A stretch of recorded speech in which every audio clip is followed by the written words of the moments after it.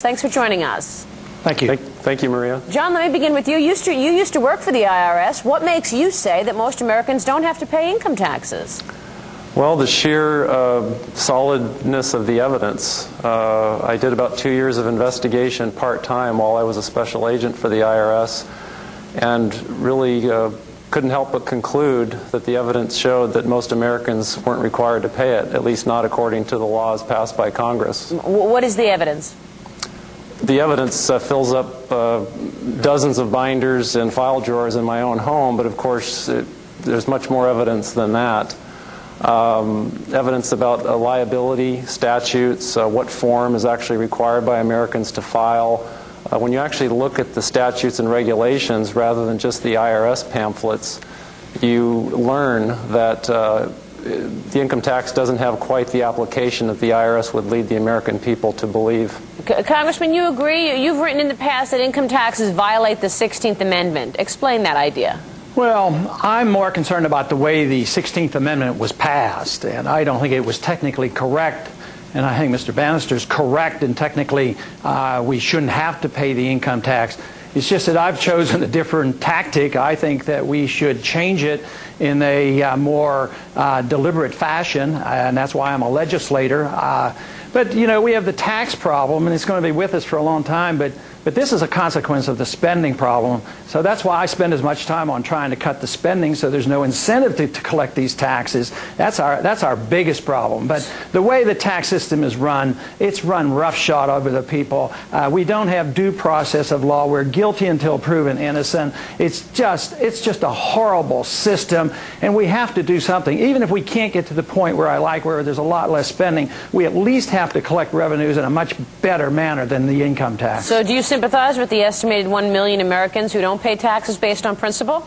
Oh, yeah, I sympathize with them because I know what they're up against. Some of them do it out of desperation. Some of them do it as part-time just to survive, to feed their families. And economically, they serve the country well because they have more income, they spend more money. But that means you're defying the law, and that's a challenge, and you have to depend on the courts. And I just haven't chosen to do it that way. I'd like to legalize what they're doing. Well, you're certainly not going to have much success as far as cutting spending over the next couple of years, right, with this administration? Oh, unfortunately, you're correct. I mean, we're back into the 1960s, guns and butter. And there's not an entitlement that this Congress and this administration doesn't like, and there's not a foreign adventure that they seem to not to dislike. So we're embarked on endless spending, which means that's why right now you hear stories about adding more funds to the IRS, being more ruthless in collection, blaming it on the taxpayers. If they'd only pay their fair share, we could afford this government. But when you're running a $700 billion deficit, believe me, a little tinkering with the tax code isn't going to satisfy them. Yeah. Let me read you what the IRS had on its website just a couple of weeks ago, get you both to respond to this. It said the IRS is committed to identifying taxpayers who attempt to avoid their tax obligations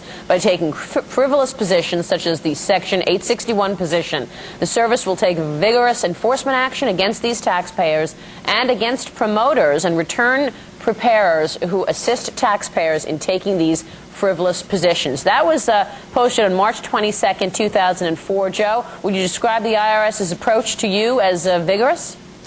Most certainly. The thing is that in my own manuals back when I was a special agent, the IRS, they compared tax avoidance to tax evasion. And tax avoidance, even according to the courts, is a legal method and something that people have a legal right and duty to engage in.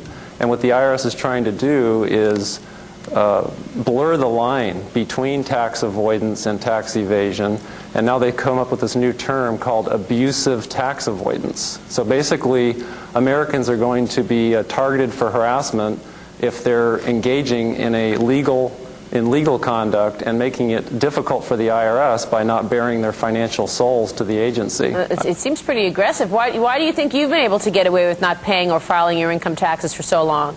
Well, first of all, I've not gotten away with anything. I'm not hiding from anyone. I'm simply asking the IRS to show me the laws that apparently require me to do these things, and they are suspiciously reticent to answer questions from me, and of course there are millions of other people many other organizations who have attempted to get answers. In fact, the Congress may be aware that we were trying to have a hearing whereby Department of Justice and IRS officials would appear and answer questions, and they pulled out at the last minute. And so they act very suspiciously when asked to simply sit down at the table with the American people and discuss what their obligations are. Rather than pulling up a chair, they pull out a club. Yeah, that's really interesting, Joe. And Congressman, we also should add that the New York Times reported just today that for the 11,000 largest corporations, the chance of an audit has fallen by almost 50% in the last decade. The decline for individuals is even similar to that.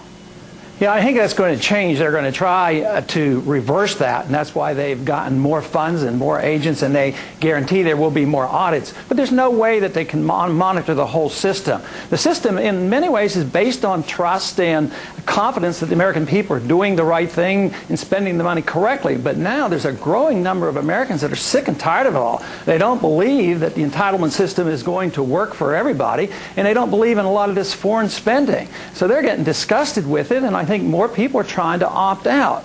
So ultimately, we have to face up to the fact that our government is too big and the spending is out of control, and the tax authorities are becoming out of control as well because they're determined to collect the revenues. And the Congress is silent on this now. A few years ago, they were up in uproar. They were going to tame the IRS, and for about 6 months that happened. But right now, the Congress, they're desperate. They're spending the money, and they want to cover some of these deficits, and that's why they are not fighting the increased role of the IRS now that's going to become more ruthless in the next year or two. All right, gentlemen, good to talk to you. This